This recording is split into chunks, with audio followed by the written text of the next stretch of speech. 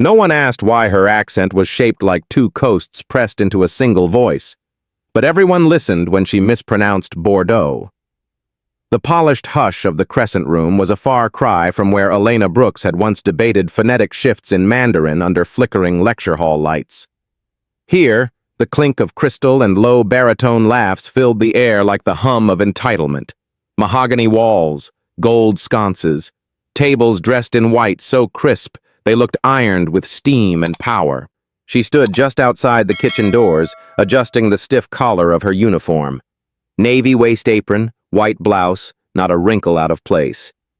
Her name tag sat square over her heart, Elena B., though it might as well have read, "Not from here."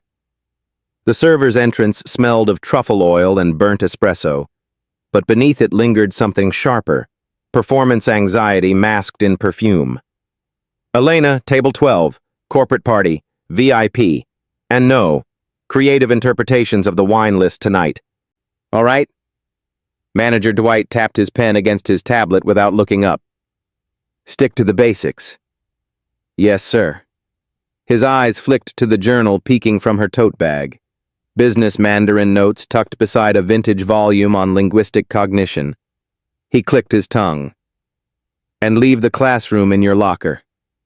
Her smile did not reach her eyes. Of course. Scene shift. Front of house. The dining room light dimmed by a fraction as dusk crept against the high glass windows. Candle flames wavered. Then the door opened with a swish, and the temperature changed, not in degrees, but in tension. Richard Calloway strode in like he owned the air around him. CEO of Calloway Systems, 40 million in venture capital arrogance and a handshake that never touched the palm.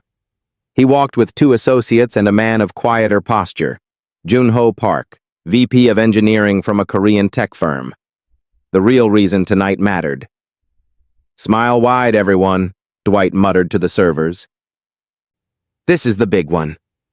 Elena held the water pitcher like it was a violin, gliding toward table 12. As she poured, Richard waved a dismissive hand toward the wine list. Just bring us the house red. If it breathes longer than my last intern, we're fine. She paused just slightly before finishing the pour. Jun-Ho noticed. Richard leaned back in his chair, gaze sliding toward her. What's your name? Elena, sir. Where's that accent from, Elena? Georgia? Or somewhere more flavorful? A beat. She did not flinch. Savannah, she said evenly. But I studied in Beijing. One of the associates chuckled as if she had just told a joke. Richard smiled, shark-like. Well, bet they taught you a thing or two about hard work over there. Jun-Ho's eyes narrowed slightly. Elena nodded, her silence precise. Scene shift. Kitchen pass. Who trained him to speak like that? She whispered to herself, behind the swinging door. Steam curled from the plated duck confit. The chef barked orders. Behind her, Chad, an undertrained server with a wine-stained vest, smirked as he tried to pronounce Gewürztraminer. He got it wrong. No one corrected him. Elena touched the thin chain around her neck. A small jade pendant rested beneath her collar. Her grandmother's. It had once belonged to a woman who scrubbed hotel floors in Macau and told Elena, education is the one thing they can never repossess. Dwight slid in beside her with a tight smile. Richard's table's joking about your international charm. Play along, but tone it down. We do not need another TED Talk tonight. I understand. You always do, he said, walking off. Like a good background violin. Scene shift. Back to table 12. Dessert menus were being passed around when Jun-Ho asked in soft English, Do you have any Korean teas? Elena smiled. We have one imported oolong, sir, not Korean, but its flavor profile is... She's still going, Richard grinned. I swear, she's like a podcast no one asked for. His words slapped the air, meant to land lightly but landing loud. Junho's expression barely changed, but his pen stopped moving. Elena set the menu down without blinking. As she turned to leave, Richard whispered to his colleague, "Bet she can recite Confucius in 4 languages, but still forgets to refill water." She stopped. Only for a second. Only he did not notice. But Junho did. Closing scene. The shift. The check had been signed. The chairs were starting to empty. Elena stepped into the stillness of the wine storage room, the cold air biting at her sleeves. She needed silence, not for comfort, but to listen. Something was wrong. Something in the way Richard had deflected Park's questions about IP protections. Something about the clauses they had joked about, cloaked in buzzwords, tossed casually across their shared dessert. Her breath clouded in the chilled air. She remembered the page she had just studied before her shift. Trade negotiation vocabulary, legal loophole syntax, embedded clauses. She understood what she had overheard, and she understood its danger. Back in the dining room, the table was laughing again, louder this time. But Junho was not. He sat still, his gaze distant, his signature pen still capped beside the contract. Elena picked up the tea tray. Her hand was steady now. As she approached table 12 again, her presence went unnoticed, until she spoke, in fluent academic Korean. "Excuse me, sir," she said softly, "but the contract appendix may require clarification before signatures proceed." All laughter died. Eyes turned. Junho rose half an inch in his seat. And for the first time that evening, the silence was not oppressive. It was waiting. The silence cracked. Not loudly, not like glass shattering, but more like the first quiet splinter in a crystal vase, barely heard, but impossible to ignore once noticed. Junho Park turned toward Elena slowly, his expression unreadable. Not surprised, not confused. Something else. A kind of stillness that came from deep, deliberate thought. "You speak Korean," he said, more observation than question. Elena bowed her head respectfully. "Yes, sir. I studied at Yonsei for 1 semester, the rest at Beijing Normal." She could feel Dwight watching from the shadows beyond the bar, jaw set, hand twitching near his earpiece like he wanted to summon security, but did not know what crime to report. Richard Calloway chuckled first, one of those dry, dismissive sounds executives used when reality tried to interrupt performance. "Well, isn't that cute?" he said, swirling the last of his scotch. "Our server moonlights as a translator. I guess the globalization thing finally reached the help." Junho did not laugh. Instead, he picked up the contract again, flipping to the appendix, the one Elena had referenced. His fingers moved with slow precision, the same way his engineers might manipulate circuitry, carefully, without assumption. "Elena," he said, "which clause are you referring to?" "Page 7, she answered, without hesitation. "Clause 6B. It implies territorial restrictions that conflict with your verbal agreements regarding EU market independence." Richard set down his glass a little harder than necessary. "Jesus. This is completely out of line. Dwight!"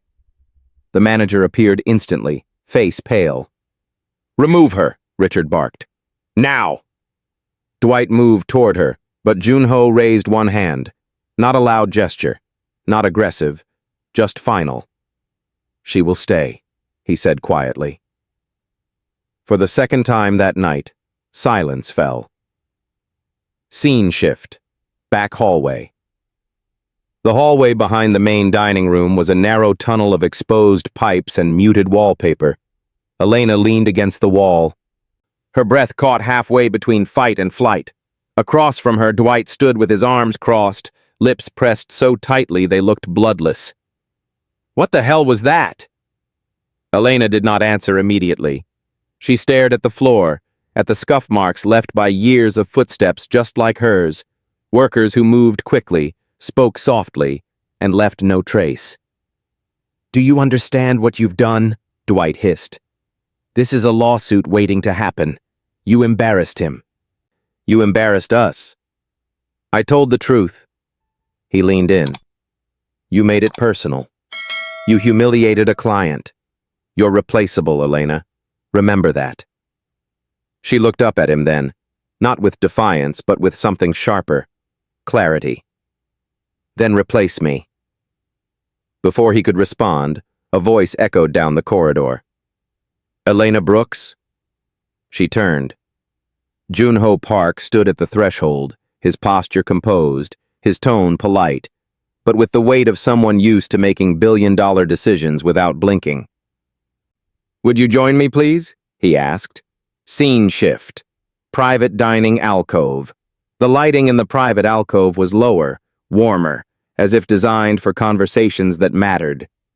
2 chairs faced each other. No wine, no menus, just silence, and 2 people trained to listen. I apologize for placing you in an uncomfortable position, Junho said. You did not, she replied. I placed myself there. He nodded once, a flicker of admiration passing through his gaze. I have a question, he said. Why did you speak up? It could have cost you everything. She took a breath, letting the words find their place. Because I know what it feels like to be spoken over, she said. And I know what it means when someone finally listens. You were not being heard, and that contract was written in a language meant to confuse. And you chose that moment, he said, knowing it might end your job? I did not study 6 languages to watch silence be weaponized. Junho smiled. Not a wide smile. A private one. The kind that only forms when 2 people recognize the same truth in each other. Would you consider joining us tomorrow morning at Callaway's headquarters? He asked. Our legal team needs a cultural liaison, and I would prefer someone who knows how to read between languages.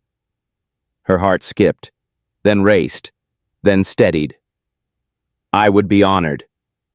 He stood, offering his hand. And for the first time that night, someone reached toward her not to control, not to dismiss, but to include. Final scene. Elena's apartment, midnight. The elevator in her building moaned with the wear of decades as she rode to the 3rd floor. Her feet ached, her back was sore, but her hands trembled, not from fatigue, but from something electric. Possibility. Inside the apartment, the lights were dim. Her grandmother had already gone to sleep, the familiar hum of her oxygen machine audible from the bedroom. Elena dropped her shoes by the door. In the living room, her Mandarin workbook lay open beside her untouched dinner. A line of characters she'd written earlier caught her eye. Truth may be silent, but it leaves echoes. She sat down on the worn couch and stared at the ceiling, breathing slowly. Tomorrow would be different. Not because the world had changed, but because she had let herself be seen.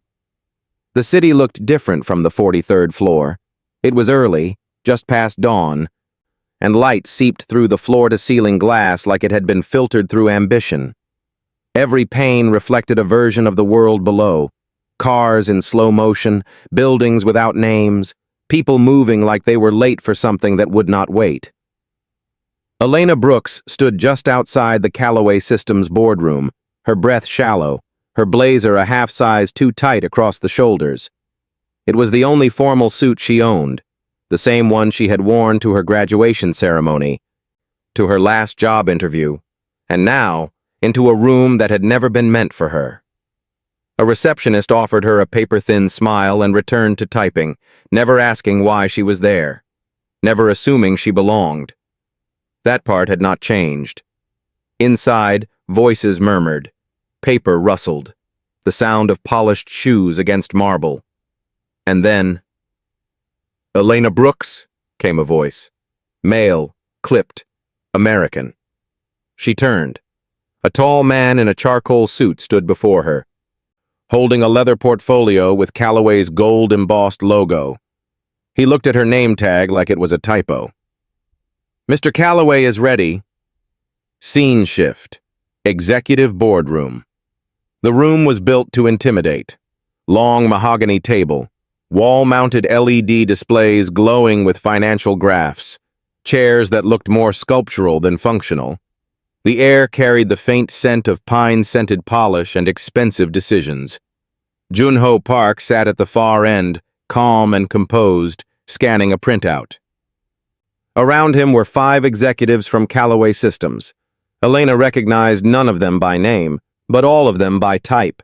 Men who spoke in firm suggestions, who measured value in bullet points and speaking time. Richard Callaway stood near the window, gesturing toward a large screen with a stylus in hand. "Let me be clear," he was saying.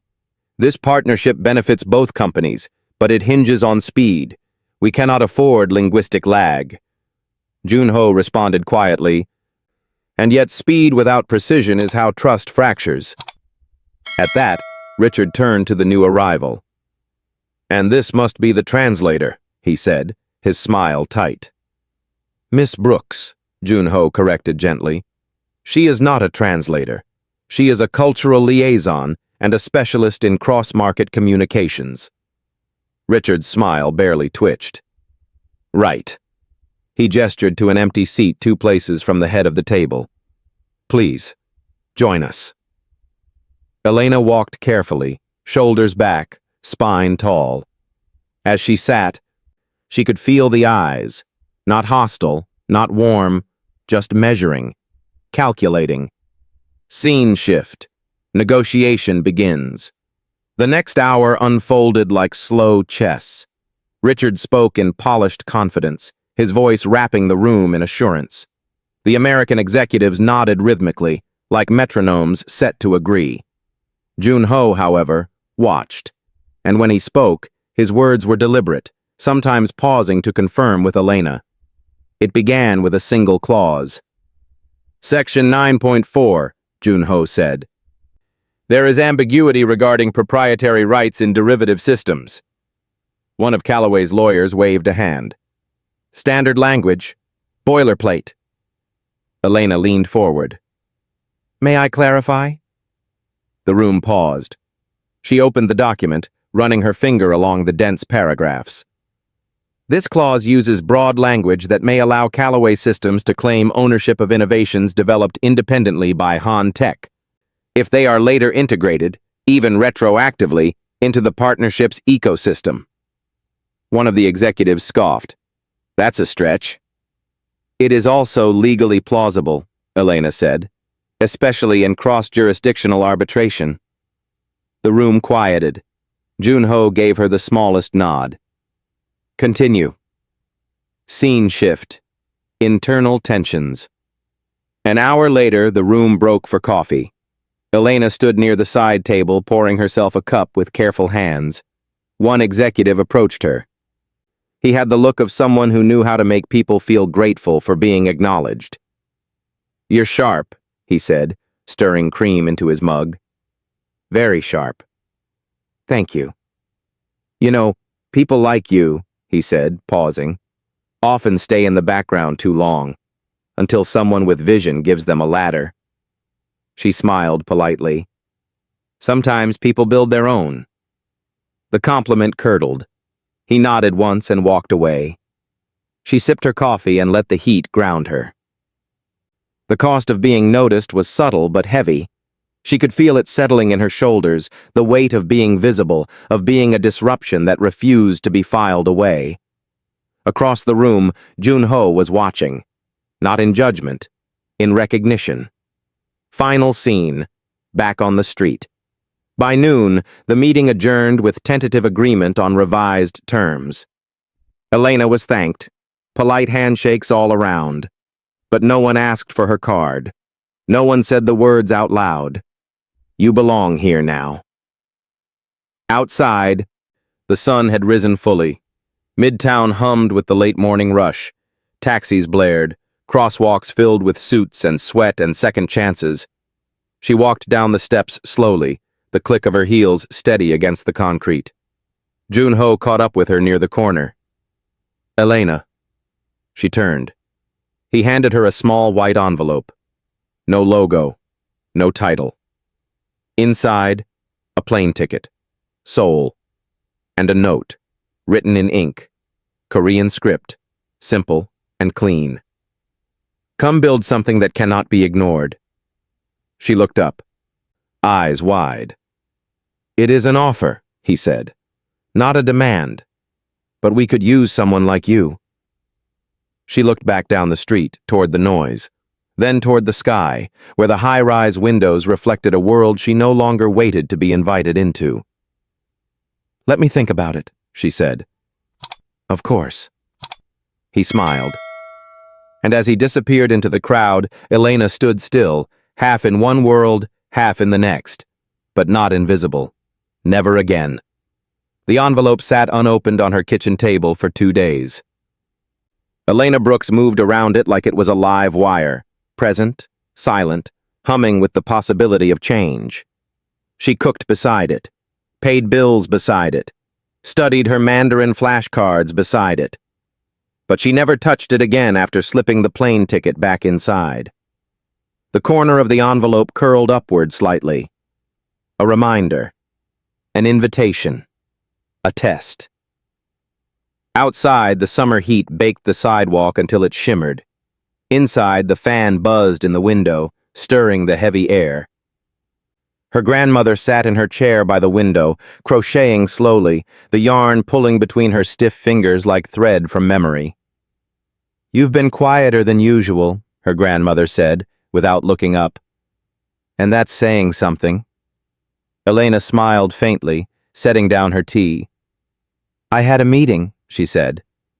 With who? A Korean executive, from Han Tech. Her grandmother stopped crocheting. The yarn drooped between her fingers.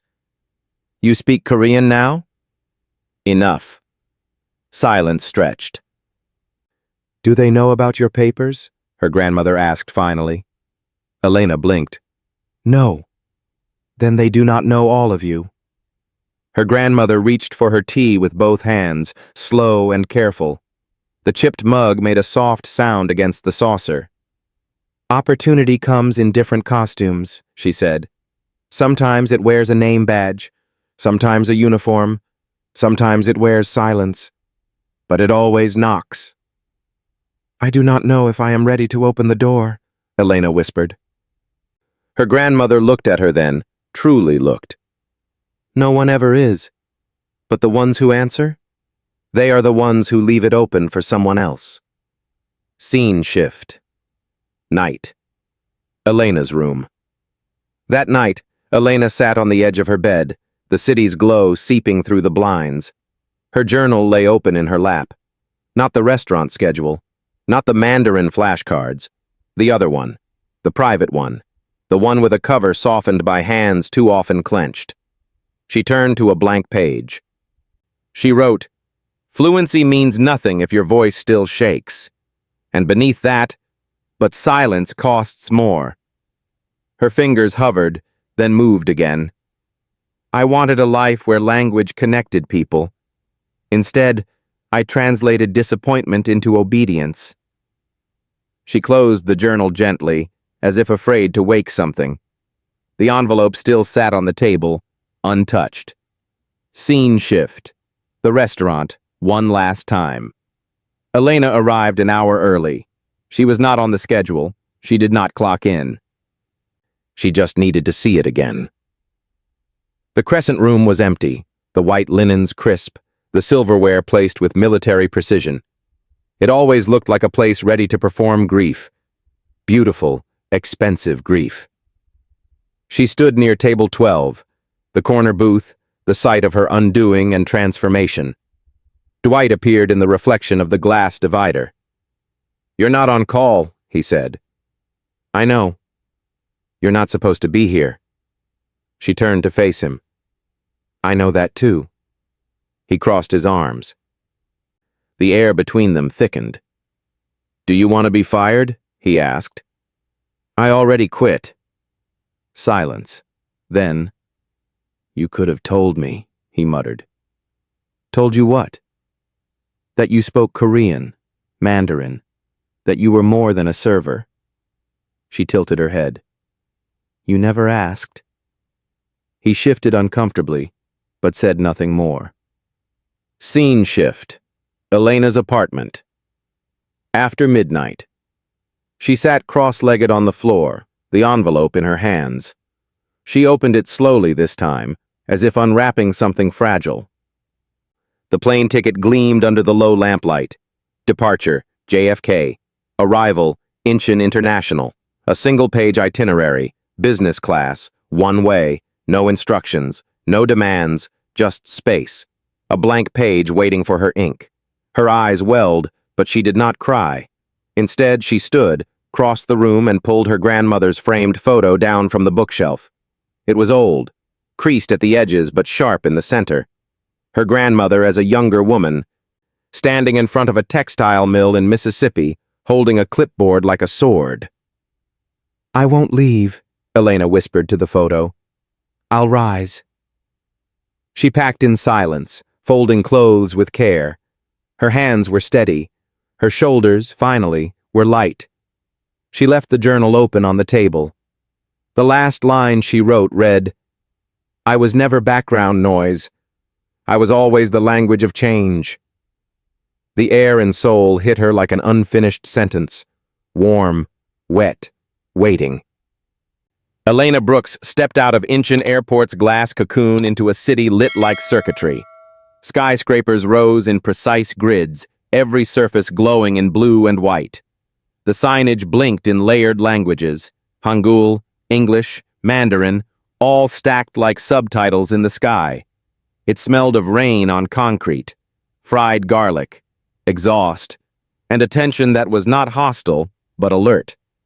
She gripped her single suitcase tighter. Business class had been generous, but there was no car waiting. No smiling intern with a sign bearing her name, just a quiet text from Jun-ho. The real work begins when no one is watching. Scene shift. Temporary housing, Gangnam District. The apartment was immaculate and impersonal. A corporate efficiency unit high above the neon blur. White walls, steel fixtures, a view too perfect to trust. She dropped her bag near the door and stood still for a long moment. The silence here was different. Not American, not suffocating, just clean. Like a page someone had erased, waiting for new ink. She walked barefoot across the floor, opened every cabinet, ran water in the sink just to hear something move. Then she unpacked. Only 2 framed items came out of her luggage.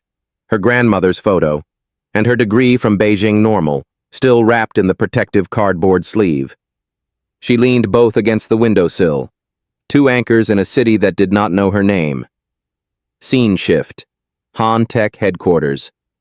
The next morning, she wore navy slacks, a pressed white blouse, and a silk scarf tied with deliberate ease. The ID badge clipped to her lapel did not say server. It said International Liaison, Strategic Communication Division. Security bowed as she passed. Inside, the building pulsed with quiet speed. Open workspaces buzzed with engineers in white hoodies and sharp glasses, developers whispering in 3 languages, team leads giving rapid instructions over headsets. Floors shimmered with motion-activated light. Elena moved like a ghost with purpose. Not invisible this time, just unassuming, watchful, fluent in her own stillness.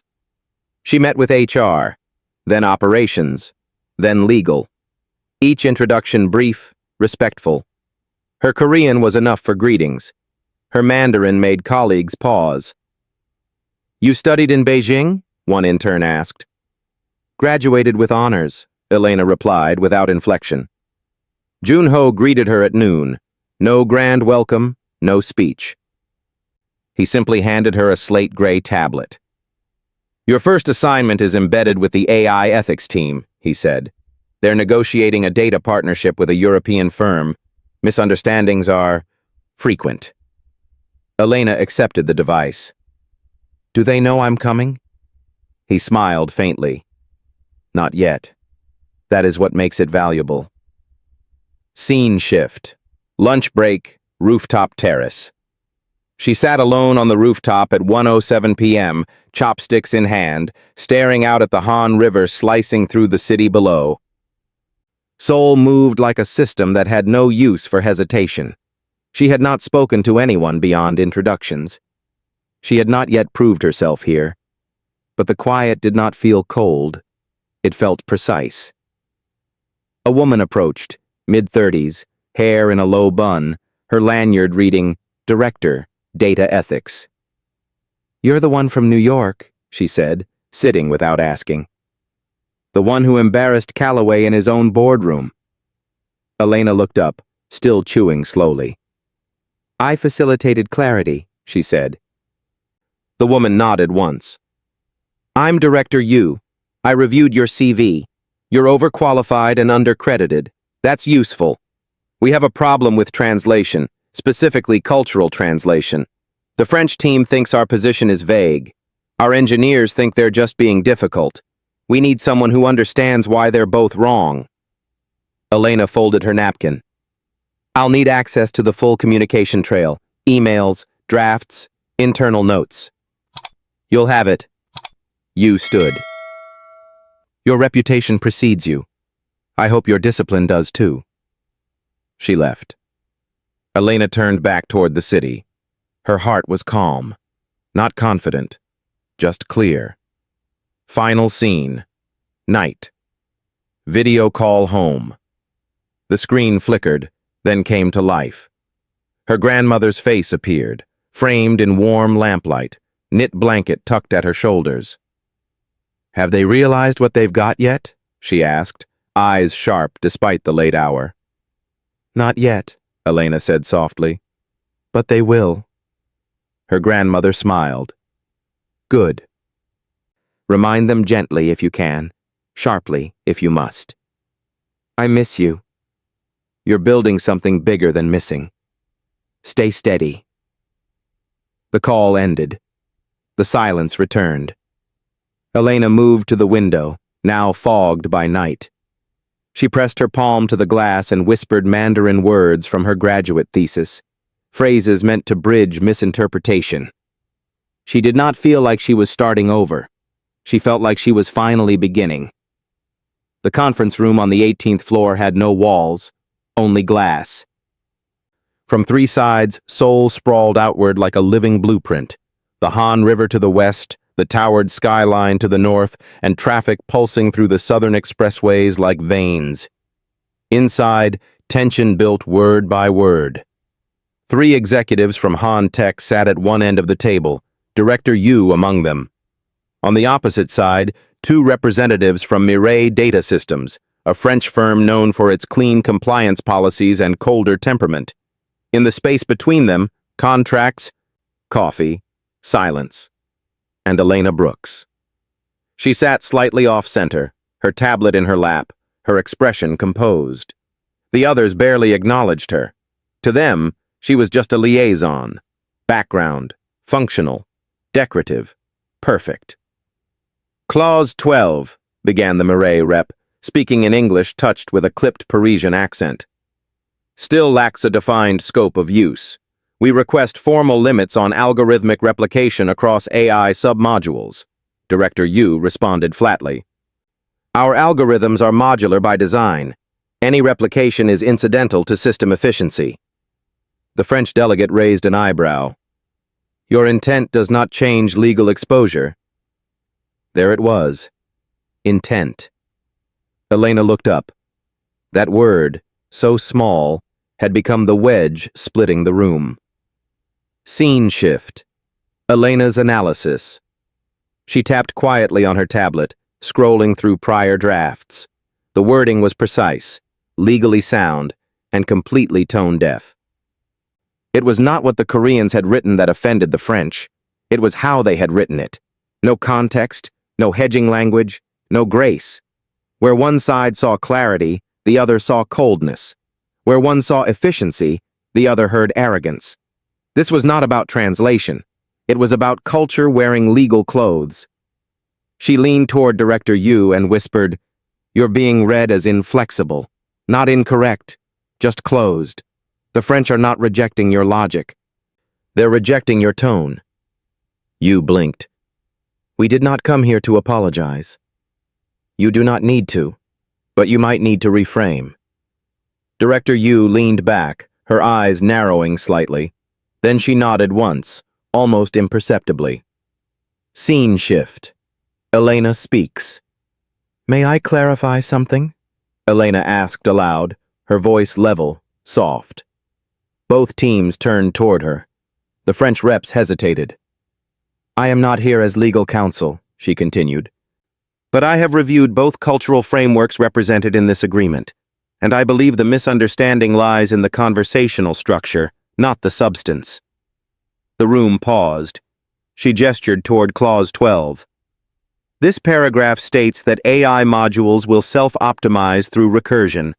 However, it lacks a soft boundary statement, a reassurance of scope. In French regulatory culture, such reassurance is customary. Without it, the tone is perceived as dismissive." One of the Marais delegates leaned forward. "Yes, precisely." Elena turned to you.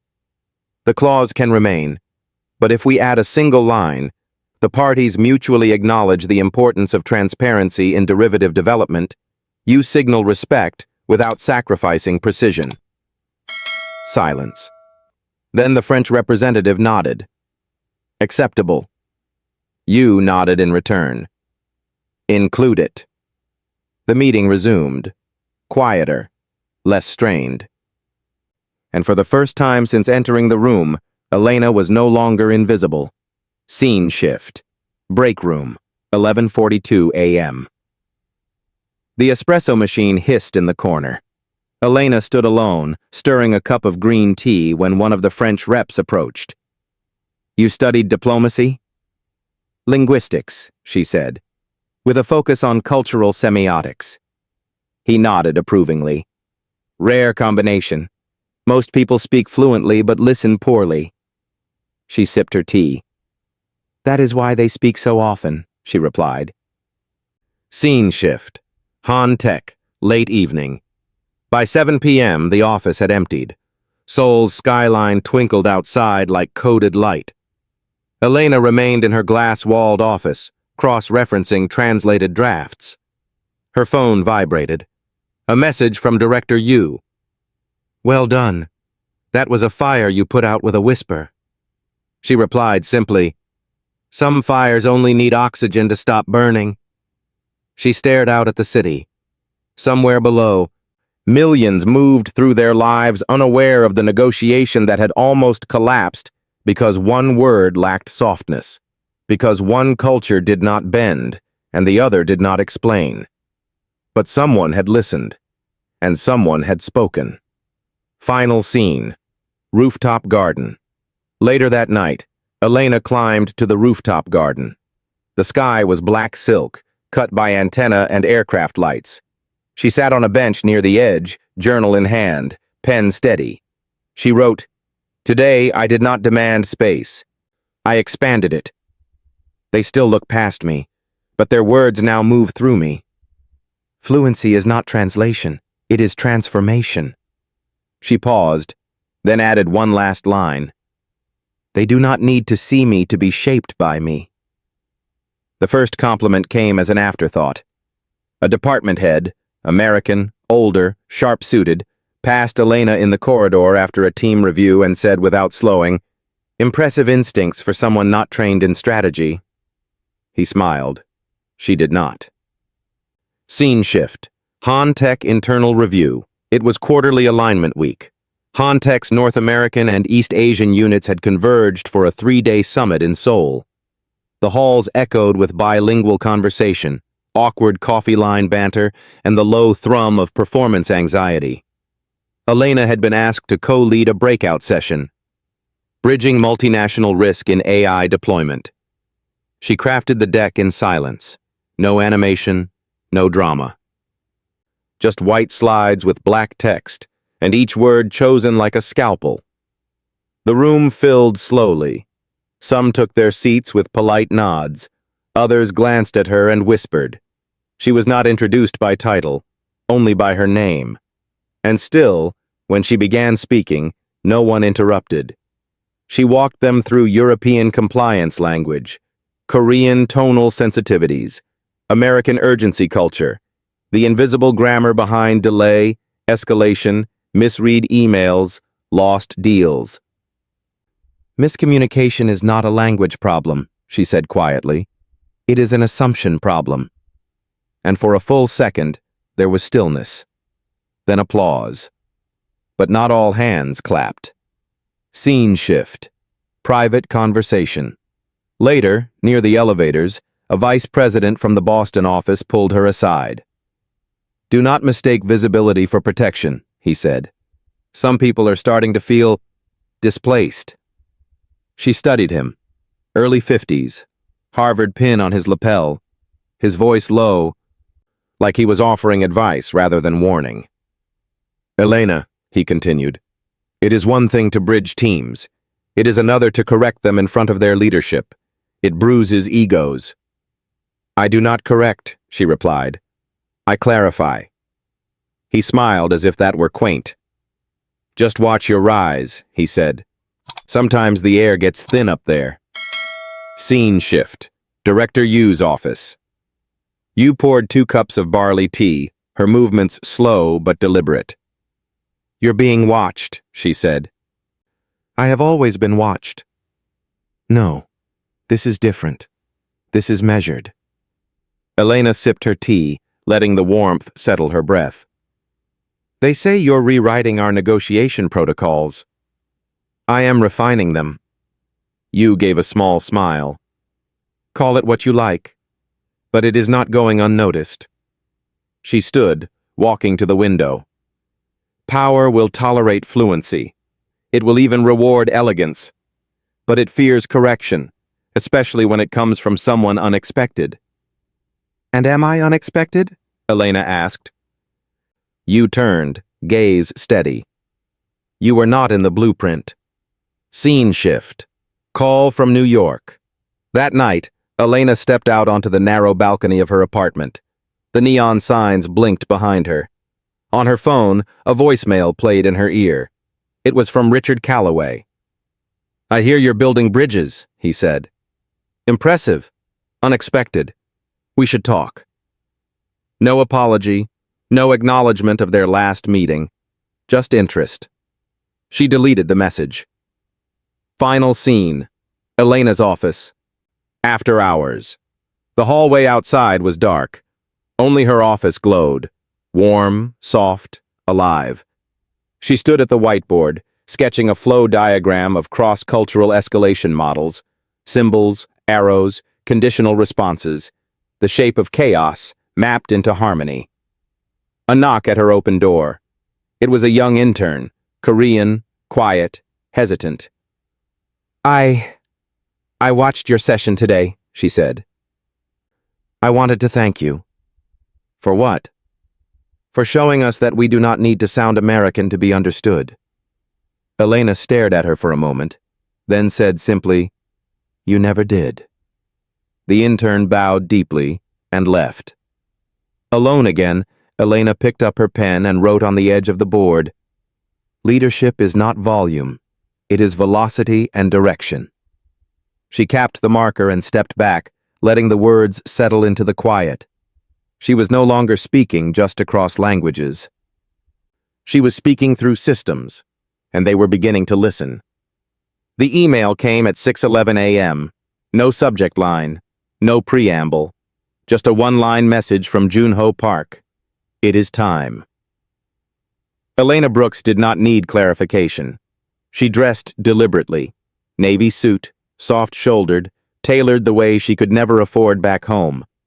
Her scarf was pale cream today, a silent signal of balance in Korean business etiquette. Around her neck, under the blouse, hung her grandmother's jade pendant. She packed no notes, no laptop, just her voice. Scene shift. Global Ethics Council meeting, Seoul.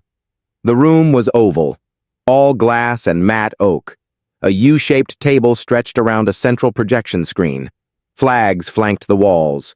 Korea, France, Canada, US, Germany, Japan, a dozen more. On paper, this was a policy workshop on AI governance standards. In truth, it was a battlefield of subtext, acronyms, and silent hierarchies. At the head sat Chairwoman Ivana Cole, German analytical, a figure sculpted by consensus.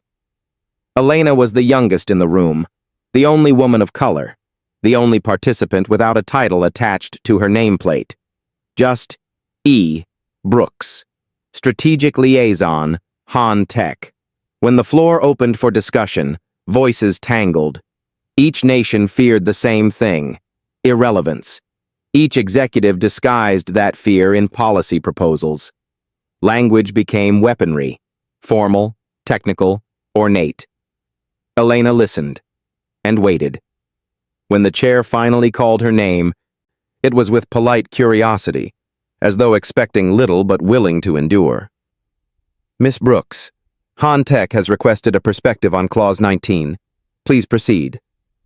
Elena stood. She did not raise her voice. She lowered it. Clause 19, she said, asks for global alignment on data sovereignty enforcement across cultural contexts. Some nodded. Others checked their tablets. But the clause fails to answer the unspoken question: whose values define ethical AI? A stillness settled. Elena continued. Ethics does not scale unless it listens. Translation is not enough. Regulation is not enough.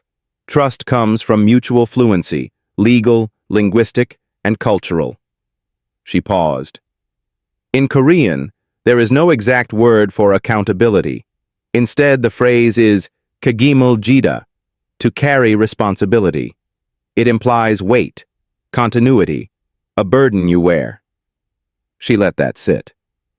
Perhaps that is how we begin, not by asserting definitions, but by carrying the weight of listening. When she sat down, no one clapped. But no one spoke for a long time. Scene shift. Han Tech, 3 weeks later. The memorandum passed unanimously. A new subcommittee was formed: Cultural Integrity and Risk Communication in Multinational AI Deployment. Elena Brooks was named as its inaugural chair, not by request, by unanimous nomination. Her office moved to the 30th floor. There was no ceremony, no speech, just a new door plate, and 2 words: Elena Brooks, Director, Global Fluency Strategy Scene Shift, New York City. Months later, she returned home in October.